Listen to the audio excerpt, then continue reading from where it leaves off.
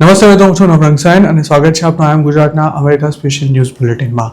બુધવાર એપ્રિલ 29ના બુલેટિનમાં જોઈશું કંટકીમાં સ્ટોર ચલાવતા એક ગુજરાતી ઓનર પર તેના એમ્પ્લોયીએ સવારમાં ચાકુથી હુમલો કર્યાના સમાચાર.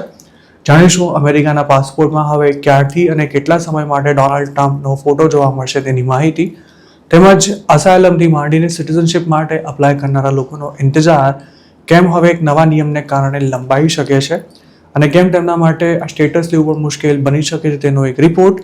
અને છેલ્લે 2013માં અમેરિકાની સિટીઝનશિપ લેનારા અને હાલ જેલમાં બંધ લંગોટના ઢીલા એક પાકિસ્તાની ડોક્ટરને કેમ હવે પોતાની સિટીઝનશિપ ગુમાવવી પડશે તેની વાત આજના આ બુલેટિનમાં. કંટકીમાં પોતાનો કન્વીનિયન્સ સ્ટોર ધરાવતા એક ગુજરાતી પર તેમના પૂર્વ એમ્પ્લોયીએ ચાકુથી હુમલો કર્યો છે. જેફરસનવિલમાં સ્ટોર ચલાવતા ગુજરાતીનું નામ ઘનશ્યામ પટેલ હોવાનું જાણવા મળ્યું છે. તેમની ઉંમર 52 વર્ષ છે. ઘનશ્યામ પટેલ કોલોનિયલ પાર્ક ડ્રાઈવમાં ડેરીમાર્ટ નામનો સ્ટોર ધરાવે છે. સોમવારે વહેલી સવારે તેમના પર હુમલો કરવામાં આવ્યો હતો. જેફરસનવિલ પોલીસના જણાવ્યા અનુસાર સવારે 6 વાગ્યા મામલે 911 પર ફોન આવ્યા બાદ પોલીસની એક ટીમ ક્રાઇમ સીન પર દોડી ગઈ હતી.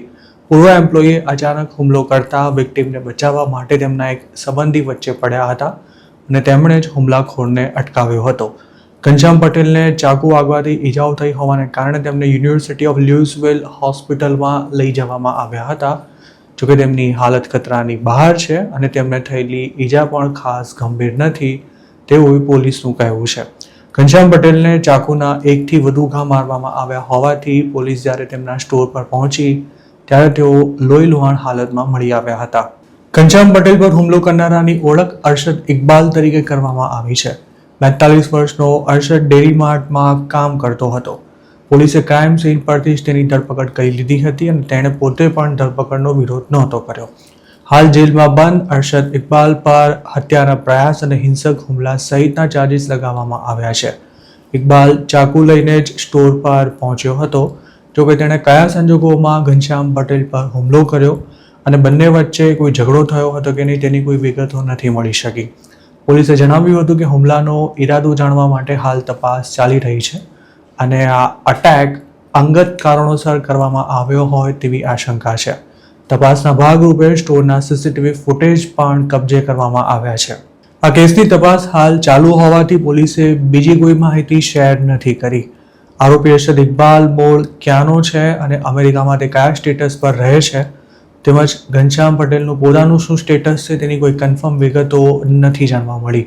કંટકીના કાયદા અનુસાર જો આરોપી પર હત્યાના પ્રયાસનો આરોપ સાબિત થાય તો તેને 10થી 20 વર્ષ સુધીની જેલની સજા થઈ શકે છે. તેણે જે ગુનો કર્યો છે તે ક્લાસ બી ફેલોની કેટેગરીમાં આવે છે.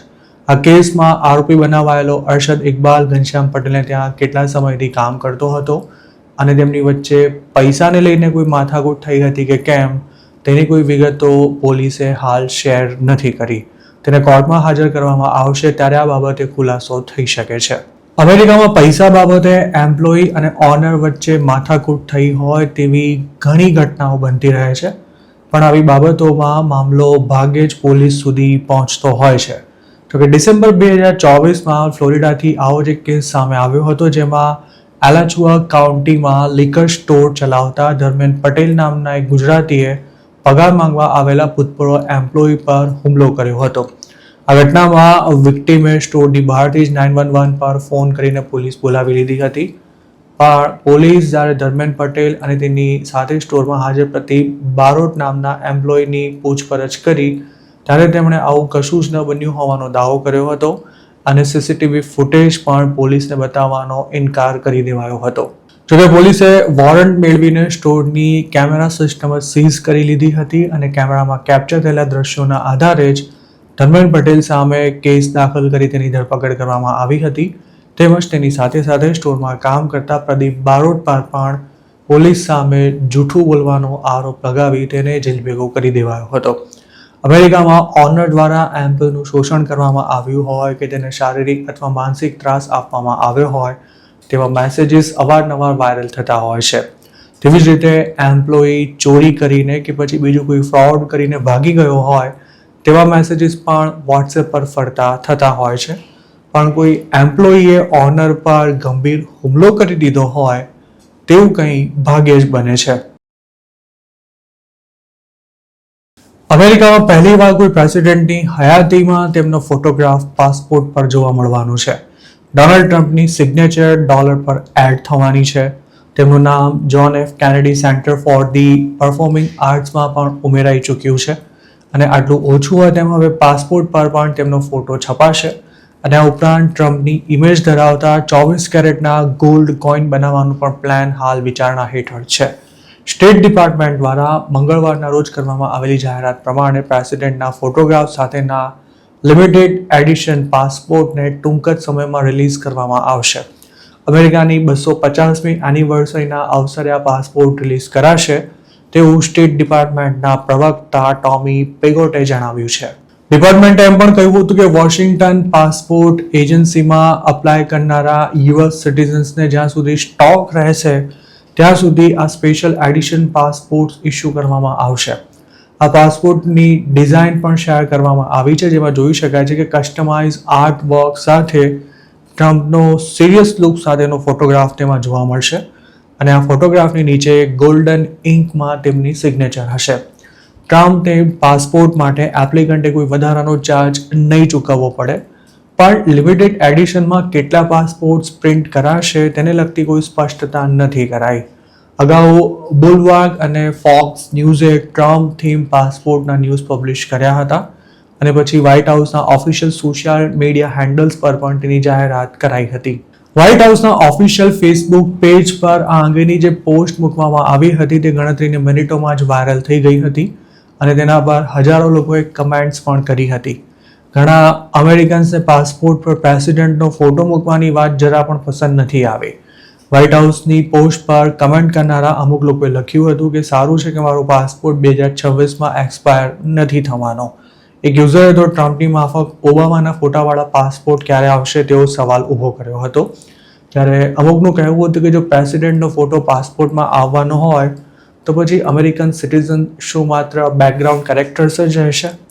ટ્રમ્પનો જે એંગ્રી પોઝ પાસપોર્ટ પર દેખાવાનો છે તેની સામે પણ કેટલાક અમેરિકન્સને વાંધો છે અને ઘણાએ તો આ પાસપોર્ટ ડિઝાઇન લોન્ચ થાય તે પહેલાં જ નવો પાસપોર્ટ કઢાવી લેવાની પણ વાત કરી છે. એક યુઝરે તો એવો પણ સવાલ કર્યો હતો કે જો ટ્રમ્પના ફોટોવાળું પેજ ફાડી નાખીએ તો શું ત્યારબાદ આ પાસપોર્ટ વેલિડ ગણાશે? વોશિંગ્ટન ડીસી ઉપરાંત સમગ્ર અમેરિકામાં આવેલી અલગ અલગ ઇન્સ્ટિટ્યૂટ સાથે ટ્રમ્પે ઘણા સમયથી પોતાના નામ, ઇમેજ અને સિગ્નેચર જોડવાનું શરૂ કર્યું છે. ત્યારે હવે આ સિલસિલાને આગળ વધારતા પાસપોર્ટની ડિઝાઇનમાં પણ ફેરફાર કરી તેમાં ટ્રમ્પનો ફોટો ગોઠવી દેવાની તૈયારી શરૂ કરી દેવાઈ છે. 2026માં જ નેશનલ પાર્ક્સના પાસીસમાં પણ જ્યોર્જ વોશિંગ્ટનની સાથે સાથે ટ્રમ્પનો પણ ફોટો જોવા મળ્યો હતો.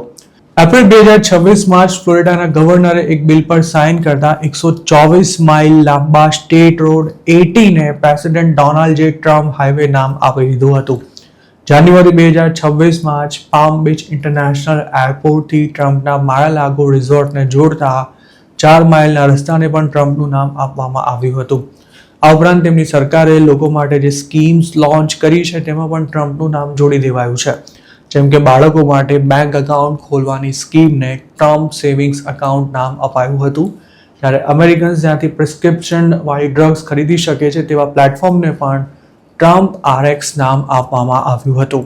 આમ તો ન્યુયોર્કના પેન સ્ટેશનને પોતાનું નામ આપવા માટે પણ ટ્રમ્પે ન્યુયોર્કના ડેમોક્રેટિક માઇનોરિટી લીડર ચાક શુવર પર ખાસું પ્રેશર ઊભું કર્યું હતું.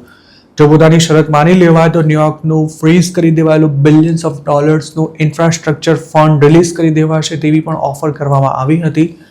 પણ ડેમોક્રેટ્સે મચક ના આપતા ટ્રમ્પ પેન સ્ટેશનને પોતાનું નામ નહોતા આપી શક્યા. આ સિવાય કેનેડી સેન્ટર અને યુનાઇટેડ સ્ટેટ્સ ઇન્સ્ટિટ્યૂટ ઓફ પીસમાં ટ્રમ્પે પોતાનું નામ જોડી દેતા આ મામલે કોર્ટમાં કેસ પણ કરવામાં આવ્યો છે. અમેરિકામાં અત્યાર સુધી કોઈને સિટીઝનશિપ આપતા પહેલા જેટલું ગહન બેકગ્રાઉન્ડ ચેક કરાતું હતું તેવી જ તપાસ હવે અસાયલમથી લઈને ગ્રીન કાર્ડ માટેની તમામ એપ્લિકેશન્સને પ્રોસેસ કરતા પહેલા કરાશે. CBS ન્યૂઝના એક રિપોર્ટમાં તો એવો પણ દાવો કરવામાં આવ્યો છે કે ખરેખર તો બેકગ્રાઉન્ડ ચેકને હવે પહેલા કરતાં પણ વધુ આકરું બનાવાશે.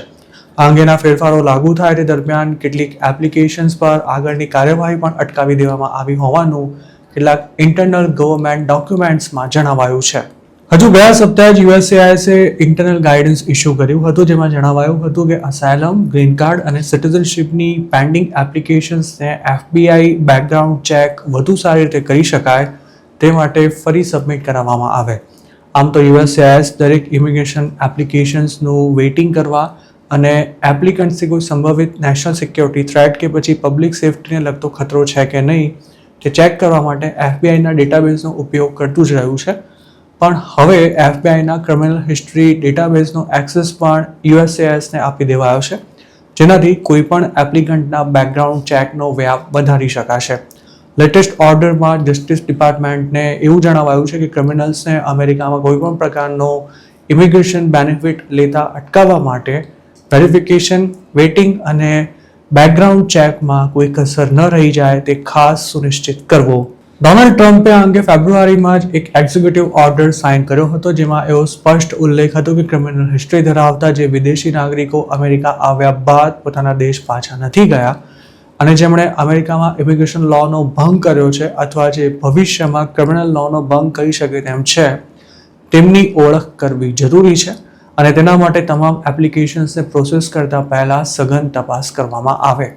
જે એપ્લિકન્ટ્સે હજુ સુધી ફિંગરપ્રિન્ટ્સ નથી આપી તે તમામની તપાસ નવી સિસ્ટમ પ્રમાણે કરવામાં આવશે. આ ઉપરાંત જે લોકો ફેમિલી સ્પોન્સરશિપ પર કે પછી લગ્ન કરીને અમેરિકા આવે છે તેમનું પણ આ જ રીતે બેકગ્રાઉન્ડ ચેક થશે. આ ઉપરાંત જેમના કેસની માહિતી એપ્રિલ 27 પહેલાં FBI પાસેથી પ્રાપ્ત થઈ છે તેવા તમામ કેસમાં યુએસસીઆઈએસના ઓફિસર્સને ફરી ફિંગરપ્રિન્ટ બેઝડ સ્ક્રીનિંગ્સ સબમિટ કરવા માટે જણાવાયું છે. જો કોઈની એપ્લિકેશન રદ થવાની સંભાવના હોય તો તેના કેસમાં રીસબમિશન નથી તેવી પણ સ્પષ્ટતા કરાઈ છે. યુએસસીઆઈએસના પ્રવક્તા ઝેક કોલરે આ બાબતની પુષ્ટિ કરતા CBS ન્યૂઝે જણાવ્યું હતું કે એજન્સીએ ઇમિગ્રેશન બેનિફિટ્સ માટે અપ્લાય કરનારા લોકોનું વેઇટિંગ અને સ્ક્રીનિંગ વધુ મજબૂત બનાવવા માટે નવા સિક્યોરિટી ચેક્સ લાગુ કર્યા છે, જેના હેઠળ ફેડરલ ક્રિમિનલ ડેટાબેઝનો એક્સેસ પણ એક્સપાન્ડ કરવામાં આવ્યો છે. તેમણે એવો પણ દાવો કર્યો હતો કે તેના કારણે જો કોઈ એપ્લિકેશન પર આખરી નિર્ણય લેવામાં મોડું થશે તો પણ એપ્લિકન્ટે લાંબો સમય રાહ નહીં જોવી પડે. જોકે ટ્રમ્પ એડમિનિસ્ટ્રેશને ઇમિગ્રેશનની પ્રોસેસને અટપટી બનાવતા યુએસસીઆઈએસનો વર્કલોડ જે રીતે વધી રહ્યો છે તેના કારણે પહેલેથી જ ઘણી એપ્લિકેશન્સ પ્રોસેસ કરવામાં મોડું થઈ રહ્યું છે. તેવામાં આ નવા અપડેટથી અસાયલમ, ગ્રીન કાર્ડ કે પછી સિટીઝનશીપની રાહ જોતા લોકોનો ઇંતજાર હજુ પણ વધશે તેવી પૂરી સંભાવના છે. આ ઉપરાંત હવે ફાઇનલ ડિસિઝન લેતા પહેલા વધારાના પુરાવા માંગવાના કેસ પણ વધી શકે છે. ટ્રમ્પ એડમિનિસ્ટ્રેશને સ્ટુડન્ટ અને H-1B વિઝા ઇસ્યુ કરતા પહેલા વેટિંગ વધારવાની જાહેરાત કરતા હજારો ઇન્ડિયન્સ પણ તેનાથી પ્રભાવિત થયા હતા અને ઘણા લોકોનું અમેરિકા જવાનું સપનું રોળાઈ ગયું હતું. ખાસ તો H-1B વાળા ઘણા સ્ટેમ્પિંગ માટે અપોઇન્ટમેન્ટ લઈને ઇન્ડિયા આવ્યા હતા, પણ રાતોરાત તેમની અપોઇન્ટમેન્ટ રીશેડ્યુલ કરી દેવાતા લોકો રીતસરના રજડી પડ્યા હતા. હવે આવું જ કંઈક ઇમિગ્રેશન બેનિફિટ્સ માટે અપ્લાય કરનારા લોકો સાથે પણ થવાનું છે. આ ઉપરાંત અસાયલમનો કેસ ચાલુ હોય તેવા લોકોની વર્ક પરમિટ રિન્યૂ કરવાની પ્રોસેસ પણ ખૂબ જ કડક બનાવી દેવાઈ છે અને જેમણે કોઈ નાનો મોટો ક્રાઇમ કર્યો છે તેમના માટે હવે વર્ક પરમિટ રિન્યૂ કરાવવાનું કે પછી અમેરિકામાં પરમેનન્ટ સ્ટેટસ લેવાનું લગભગ અશક્ય બની જાય તેવી પણ શક્યતા છે. અમેરિકામાં બધું હોવા છતાં પણ કેટલાક લોકોને એવા વિચિત્ર શોખ હોય છે કે જેના લીધે તેમને જેલમાં જવાનો વારો આવતો હોય છે અને તેમની આ કરતૂતોનું પરિણામ પણ તેમના ધાર્યા કરતાં ઘણું જ ભયાનક આવતું હોય છે. 2013માં યુએસના નેચરલાઇઝ સિટીઝન બનનારા હસન ખાન નામના એક હવસખોર ડોક્ટર સાથે પણ કંઈક આવું જ થયું છે. હસન ખાન અમેરિકામાં ફિઝિશિયન તરીકે પ્રેક્ટિસ કરતો હતો. સારી આવક પણ ધરાવતો હતો, પણ મૂળ પાકિસ્તાનનો અને લંગોટનો ઢીલો આ ડોક્ટર 2007થી એક છોકરીના કોન્ટેક્ટમાં હતો અને આ છોકરી સાથે તેણે 2013 સુધી કામલીલા ચાલુ રાખી હતી. ચોંકાવનારી વાત એ છે કે હસન ખાને જે છોકરીને ફસાવી હતી તે જે તે સમયે માંડ 11-12 વર્ષની હતી.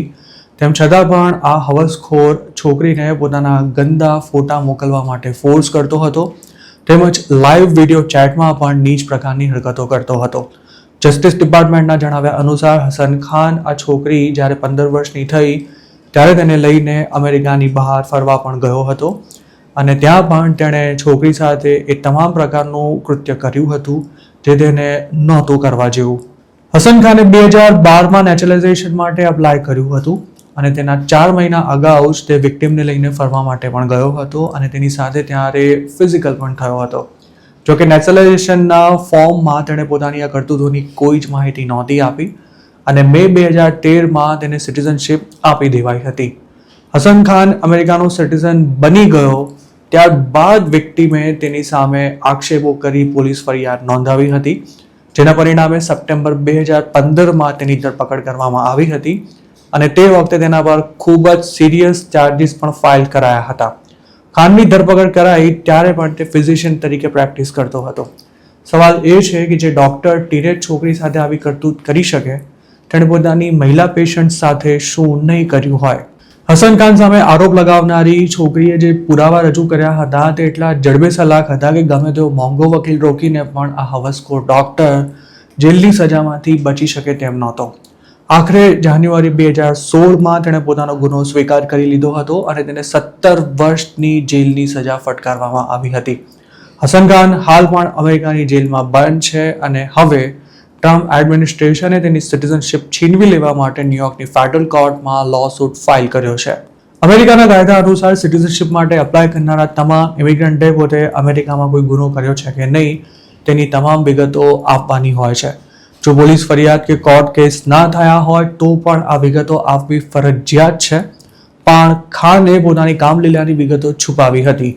જો કોઈ ઇમિગ્રન્ટ ખોટી વિગતો રજૂ કરીને, નકલી ડોક્યુમેન્ટ સબમિટ કરાવીને કે પછી કોઈ માહિતી છુપાવીને સિટીઝનશિપ લઈ લે તો તેની સામે ડિનેચરલાઇઝેશનની કાર્યવાહી કરી શકાય છે અને હસન ખાનને પણ હવે અમેરિકાની સિટીઝનશિપ છીનવી લઈ પાકિસ્તાન ભેગો કરી દેવાય તેવી શક્યતા છે.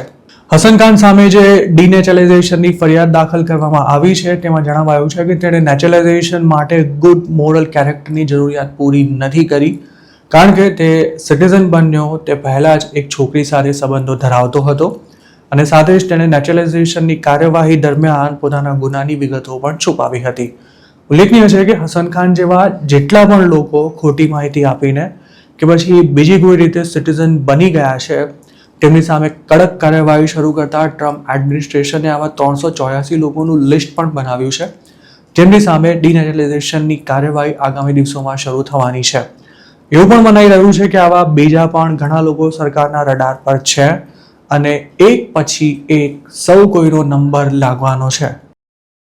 અમેરિકાની સિટીઝનશિપ માટે અપ્લાય કરનારાના 5 વર્ષ ક્લીન હોવા જરૂરી છે. મતલબ કે જો સિટીઝનશિપ માટે અપ્લાય કરનારાએ 5 વર્ષ દરમિયાન ટ્રાફિક સિગ્નલ તોડ્યું હોય તો પણ તેનું નેચરલાઇઝેશન અટકાવી શકાય છે. આ ઉપરાંત જેમણે ગંભીર ગુના કર્યા હોય તેવા ગ્રીન કાર્ડ હોલ્ડર જો સિટીઝનશિપ માટે અપ્લાય કરે તો તેમને સીધા જ ડિપોર્ટેશનમાં નાખી દેવામાં આવતા હોય છે. જે ગ્રીન કાર્ડ હોલ્ડર સિટીઝન બની જાય ત્યારબાદ તેને ડિનેચરલાઇઝ કરવાની કાર્યવાહી ખૂબ જ લાંબી અને અટપટી છે, કારણ કે ડિપોર્ટેબલ ક્રાઇમ કરનારા નેચરલાઇઝ્ડ સિટીઝનની સિટીઝનશિપ રદ નથી થઈ શકતી.